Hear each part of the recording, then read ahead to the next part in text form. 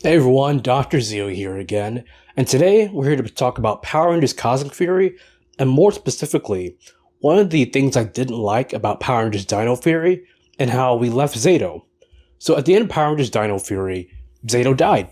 Zayto used the power of the Dino Master Saber, and used its ultimate attack, sacrificed the Zords, and himself to deal with Void Queen and her nemesis Beast. Now, as Master Green told us before, using the sword's ultimate attack meant that both the user and the person on the other end of that blade would be destroyed. So, it doesn't exactly work against the Nemesis Beast. It's more or less incapacitated, but not destroyed entirely. But Zayto himself, he is dead by the end of that moment. The Morphin Masters refuse to revive him, saying that he's one with the grid or one with the world around you, or something along those lines. And that leaves the Rangers to kind of mourn for the next 6 months or however long it took them to more or less get over his passing. But Dino Fury ends with a cliffhanger, with Zayto coming back to life in the Dino Henge base and telling the Rangers with new Ghost Ranger powers he was revived by the Morphin Masters, specifically because Lord Zed has escaped and now they have to go deal with him.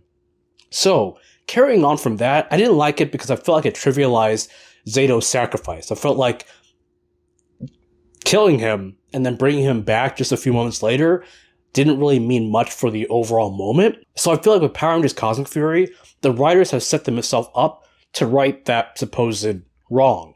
Not exactly a wrong, but something I just didn't like.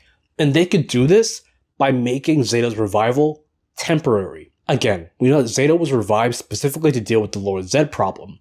Now, they could make it so that he's only revived to deal with that problem. So there's a looming sadness or a looming gravity around the season that once they're able to deal with Lord Zed and stop him from reigning over the universe, then it's time for Zayto to go yet again. Not only does this give the Rangers a chance to say goodbye, a proper chance to say goodbye, but it also introduces a sense of sadness to the series, a sense of stakes to the season, and it also gives us our first permanent Ranger death, outside of Once and Always since,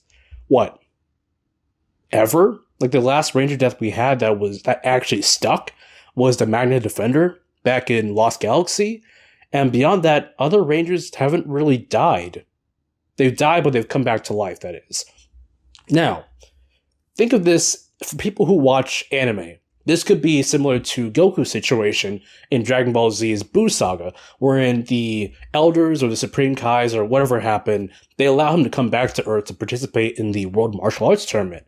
But once that tournament's over, or I guess he was there for 24 hours, something like that, but specifically said he could participate in the World Martial Arts Tournament and see his family. But once his time was up, he goes right back to heaven. So he doesn't trivialize his sacrifice at the end of the Cell Saga when he dealt with Cell. So it'd be a similar type of situation. Additionally, this also gives Santura a better chance of redemption. Like I mentioned in my video about 3 weeks ago, I want Santura to have a proper chance of redemption because I don't like where Dino Fury left her off. She does all this bad stuff during the course of Season 2, gets Zayto killed, and then we jump 6 months later and everything's all hunky-dory. No one bats an eyelash at her just getting off scot-free. However, this again could recontextualize this whole 6-month period. We could get maybe a flashback of her healing, her overcoming her trauma in those 6 months, wrapping a bow neatly on everything, and then, now that she sees Zayto back, she's forced to come face to face with the person who, her greatest sin, so to speak. And as we all know, all it takes is one pull to unwrap that neat little bow and have all that trauma come rushing back.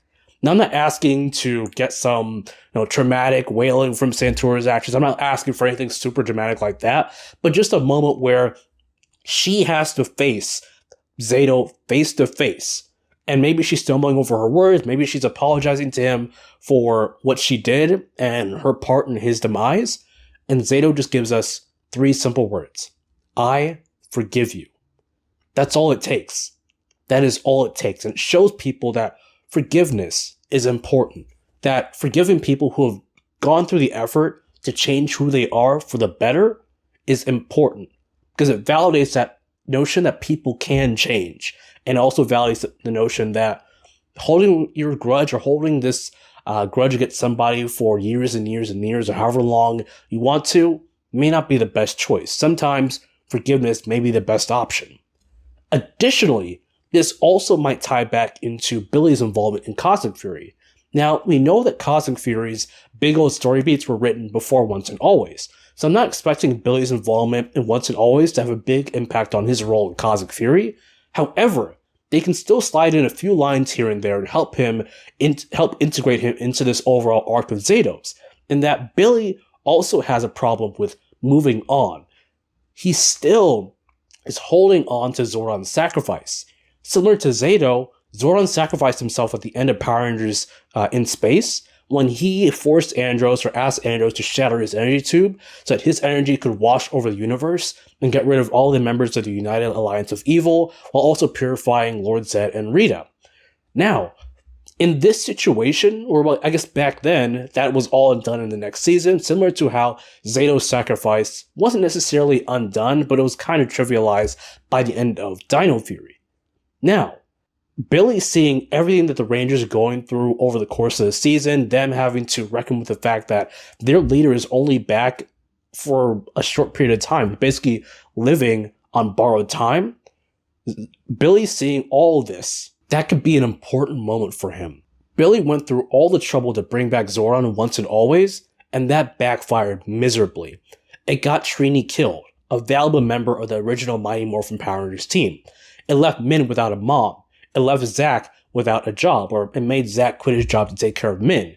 It had a domino effect that affected the Mighty Morphin team and anyone around them. Seeing how the Dino Fury Rangers or the Cosmic Fury Rangers deal with Zayto and having to say goodbye to him could be cathartic for Billy, and it could teach him how to move on from Zordon no longer being there and from not being able to revive Zordon Once and Always and all the harm that all that led to.